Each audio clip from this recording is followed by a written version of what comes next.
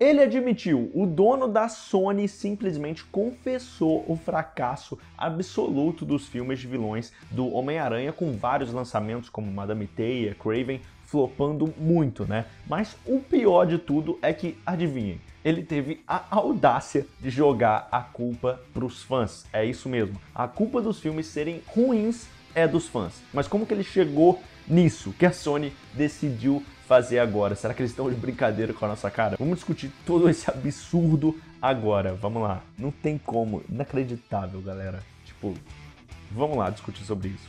Cara, não tem como.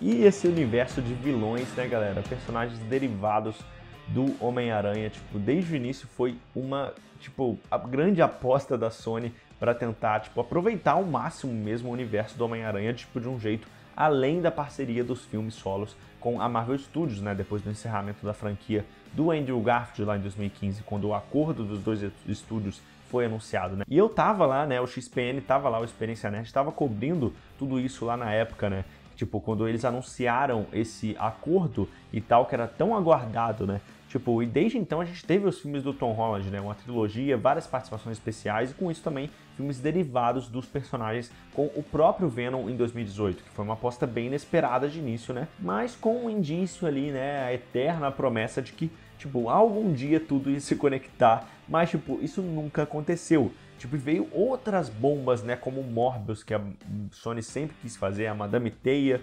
Tudo isso foi piorando ainda mais. Tipo, eu lembro quando esses filmes eram só boato, né, era só boato atrás de boato, boato que a Sony queria fazer. E muitos deles, por incrível que pareça, aconteceram mesmo, né.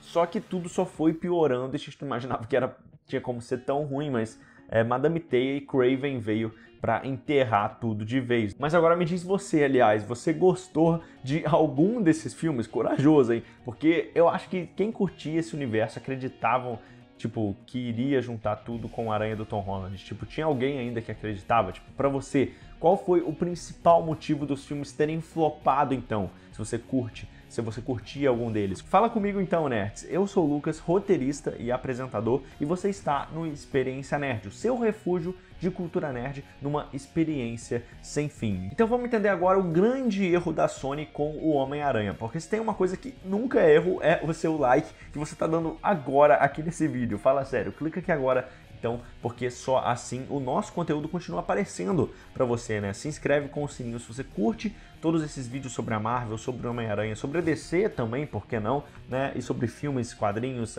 e muito mais que a gente está produzindo e vai ser lançado em breve. Então você precisa estar inscrito para não perder. E vamos então para o vídeo então que eu quero realmente comentar com vocês. Essa declaração aqui, a declaração mais corajosa e, para dizer o mínimo, né, e absurda que eu já vi do chefe da Sony Pictures. Eu vou deixar o link da matéria lá do Experiência Nerd aqui na descrição, se vocês quiserem conferir.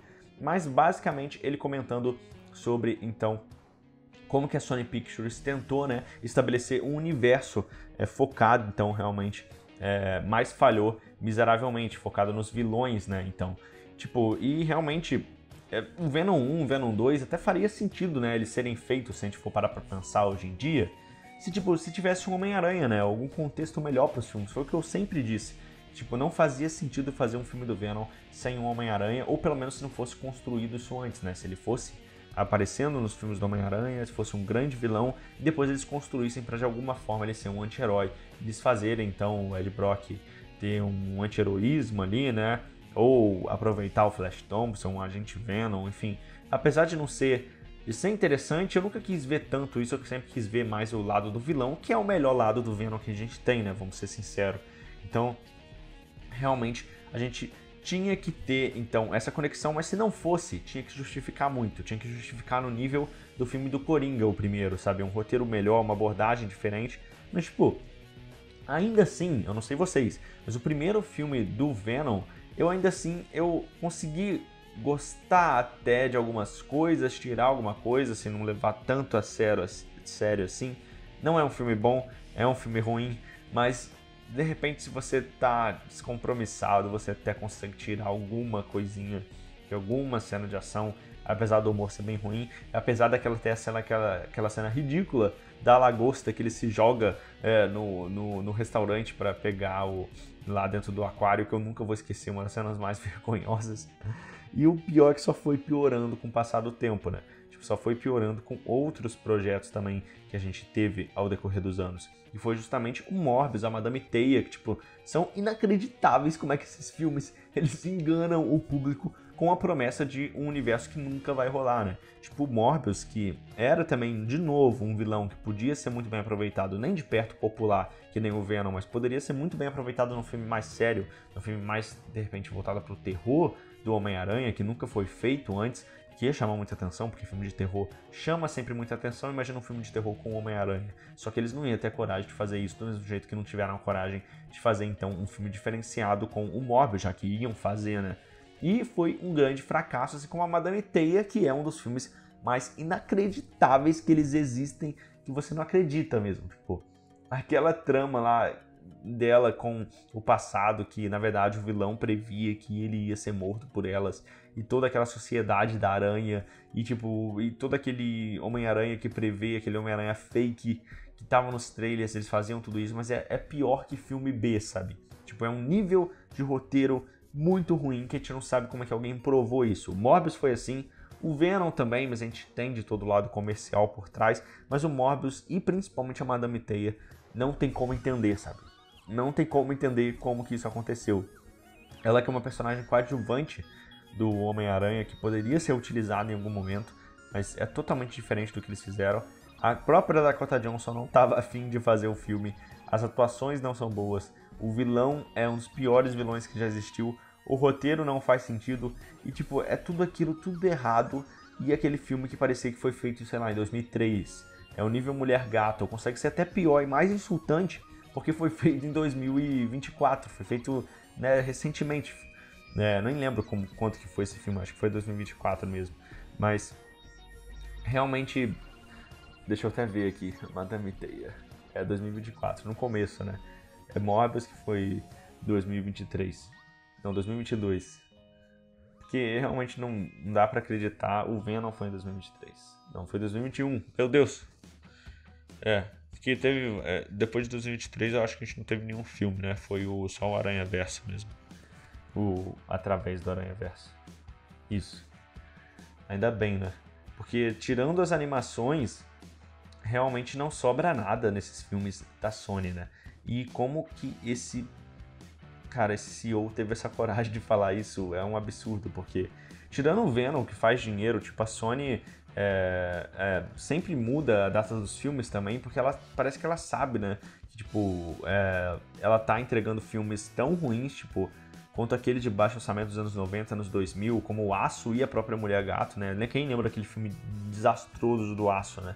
Tipo, e ele sempre muda as datas porque parece que ela nunca tem confiança de que realmente esses filmes vão dar certo, mas ela precisa sugar o máximo possível. E o Craven foi o ponto crítico disso tudo. O ponto crítico mesmo foi a Madame Teia, mas o Craven foi o ponto definidor que esse universo teve que acabar, né, de fato, porque não tinha mais jeito. E eu queria ver o Craven também. Esse é o problema desses filmes, cara, porque eles acabam totalmente com a chance de você ver esses personagens adaptados como vilões nos filmes, né? Tipo, eu queria ver o Craven em um filme do Homem-Aranha, não sei vocês, mas a Sony fez isso, então ela praticamente impossibilita a gente ver uma versão boa dele no cinema. Ela impossibilita a gente ver uma versão boa do Venom com o Tom Holland. Por mais que eu acho que eles podiam explorar outros vilões, mas enfim, tipo, eles do mesmo jeito que a Marvel, tudo bem que nesse ponto eu passo até um pano, porque foi muito bom, mas impossibilita a Marvel usar agora o Duende Verde, porque eles já usaram, o Dr. Octopus, porque já usaram o do Tobey, ele não vai enfrentar o mesmo vilão. O Craven provavelmente eles vão usar, então vai sobrar só aqueles vilões mesmo, mas plano B, que realmente tem muito vilão que a Marvel ainda podia utilizar, então não vai faltar, mas tem muitos que a gente queria ver bem utilizado. Tipo, você pensa, poxa, muitos anos já a gente imaginou como seria um Craven no Tobey, na franquia do Tobey, na franquia do Andrew, como seria um Mysterio na franquia deles, como seriam esses personagens. Eles vão lá e a Sony estraga, ou fazem que nem o Mysterio também, que foi meio que estragado também com o filme da Marvel Studios Longe de Casa. Tipo, eles decepcionaram muito. Então, tipo, a Sony só pensou em utilizar os personagens piores e os bons também que tinha pra fazer, eles detonaram completamente, tiraram a chance de fazer. E tinha até ideias absurdas, como o El Morto. Quem lembra desse filme? Por muito tempo o filme da Gata Negra com a Sabre de Prata. Eu tava lá, eu já, aqui no Experiência Nerd, tenho o histórico de todos esses filmes, essas notícias de filme de Gata Negra, Sabre de Prata, lá de 2017, lá de 2018, 2016, lá na época da franquia do Tasme, a franquia do The Amazing Spider-Man do Andrew Garfield já tinha, depois de 2017, 2018, 2019, até que foi engavetado de vez e eles desistiram de fazer. Então, eu achava que que Raven fracassasse de vez, né? Como a Madame Teia, a Sony finalmente revisaria os planos dela e foi exatamente o que aconteceu, né? Porque olha o que esse cara comentou, porque ele realmente, admitiram agora, né? O Javi Arruja, ele admitiu então, e na ideia dele, o principal problema desses filmes, na verdade, terem fracassado nas bilheterias, né? Tipo, não é as decisões que eles tomaram, não é o que eles fizeram com os filmes, não é o conceito, não é, os roteiristas que eles contrataram, 50 Tons de Cinza, esses roteiristas horríveis, não é os diretores, não é toda a abordagem que eles deram, e sim é o momento da indústria. Tipo, e ele joga a responsabilidade, como diz aqui, ó, no público, porque ele fala que o público está mais exigente, então é por causa disso que os filmes não estão dando certo.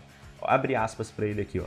Houve um período em que qualquer coisa de super-herói tinha um sucesso quase garantido, disse esse Arruja aí, né? Então, quase o nível, acho que o nível, né, para os filmes de super-heróis era relativamente baixo. Eu acho que o nível era relativamente baixo.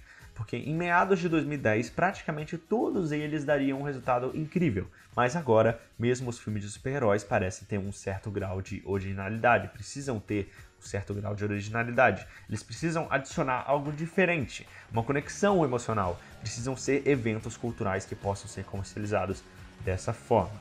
Fecha aspas. Então, na cabeça desse cara aqui, que é simplesmente o CEO, o chefe da Sony Pictures, né? O CEO do estúdio, ele acha que é só porque a régua subiu. E tudo bem que a régua até que subiu, porque a gente já tem muitos projetos de super-heróis, né? Mas ele fala que para realmente dar certo, porque era baixo antes e agora aumentou, beleza. Mas ele fala, em meados de 2010, né, praticamente todos eles tinham um resultado incrível. Pode até ser que naquela época o senso crítico não era tão grande. Mas, tipo, ele falar que precisa ter um grau de originalidade, que precisa de algo diferente e uma conexão emocional, mas como que se isso fosse o motivo de que esses filmes não deram certo, isso pode valer para outros filmes, isso pode valer para os filmes da Marvel Studios, mas para esses não, porque eles fizeram o lado mais genérico possível.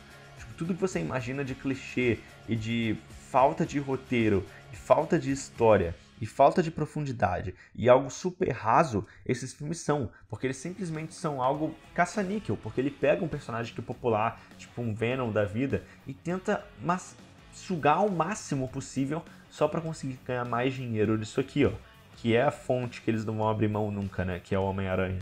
Então, realmente, parece que, tipo, esses caras não têm noção do que ele tá falando de verdade, porque o problema foi a construção dos personagens. O problema é que nada era conectado de verdade. O problema era que eles gastaram tudo isso quando eles poderiam ter investido em uma franquia consolidada do Homem-Aranha, do Tom Holland, ou simplesmente trabalhar esses vilões melhor na franquia deles. Então, olha aqui, o Kraven, ele teve um orçamento de 110 milhões. Tipo, para uma arrecadação de 60 milhões, então é um box office bomb, né? Quando aquele projeto ele não consegue passar nem o valor do orçamento base dele. Então, sem contar o marketing isso aqui, né?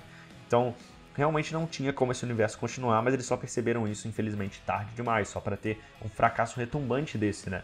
Então, eu esperava que a Sony pelo menos tivesse mais cara de pau de não mandar uma declaração dessa, mas é claro que ele não ia admitir que a culpa mesmo é deles, né? Porque essa é a verdade.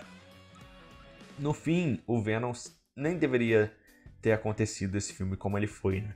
Eles deveriam ter se segurado, mas eles não conseguiram. E o triste é que eu não sei também, do jeito que tá a Marvel hoje em dia, se o Homem-Aranha fosse comprado de volta, se as coisas seriam tão boas assim, né? Pelo visto agora, eles estão focando mais no Homem-Aranha 4, né? E no Aranhaverso 3, como ele já declarou aqui, né? Que eles vão focar mais nisso, né? Ele será o próximo grande foco realmente que eles vão ter, né? E eu acho que é o lado certo, porque eles tinham que focar mesmo em Homem-Aranha 4 e Aranhaverso desde o começo, né? Porque finalizar essa trilogia, realmente fazer bons filmes do Homem-Aranha, porque realmente o que eu sempre quis, eles tinham a chance, eles desperdiçaram nos 3 primeiros, só conseguiram dar a volta por cima no terceiro, é fazer essa construção, né? Fazer essa construção do Peter, desde o colégio, desde o colegial, conhecendo os personagens clássicos que eles não colocaram, não sei porquê, se tem algo no contrato aí misterioso que a gente não sabe. A gente sabe que o Homem-Aranha 4, os filmes do Homem-Aranha da Marvel Studios precisam ter um personagem da Marvel Studios neles, né? Então nunca vai poder ter um filme solo mesmo do Homem-Aranha, que é o que eu queria. No máximo com o Demolidor da vida, no máximo com o Justiceiro, que nem vai ter nesse filme, tem mais a ver com o Homem-Aranha 4, até por isso pode ser que seja até que melhor. Mas todos os filmes, se você notar, tiveram esse padrão. No primeiro teve Homem de Ferro, que virou toda essa complicação que o pessoal zoa muito desse filme, né?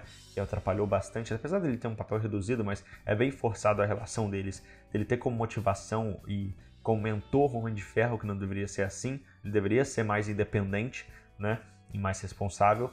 E no segundo tem também o Nick Fury com a Maria Hill, querendo ou não, tem toda a conexão com o Homem de Ferro ainda assim. E no terceiro, além do Tobey e do Andrew, mas é um caso à parte, né, que realmente a gente queria muito ver, mas tem também o Doutor Estranho, que não tá lá só por acaso também. Tudo bem que tem a ver com o multiverso, mas ele precisava estar lá de qualquer forma. Ele estaria lá de qualquer forma, porque a Sony exige que tenha um filme. Isso já é confirmado pelo Tom Rothman e pelo Kevin Feige.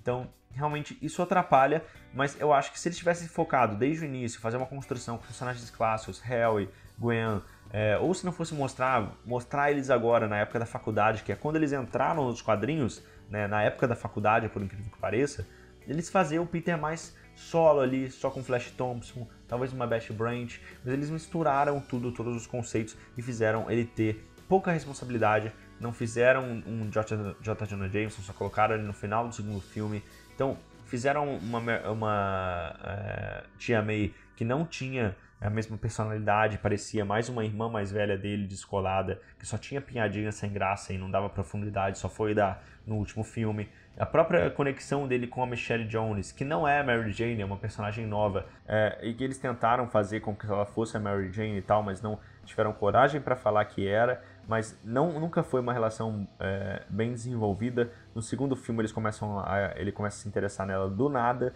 eles não é bem construído, e no terceiro filme só é melhor construído por causa da dinâmica deles, porque o Tom Holland e a Zendaya já estavam também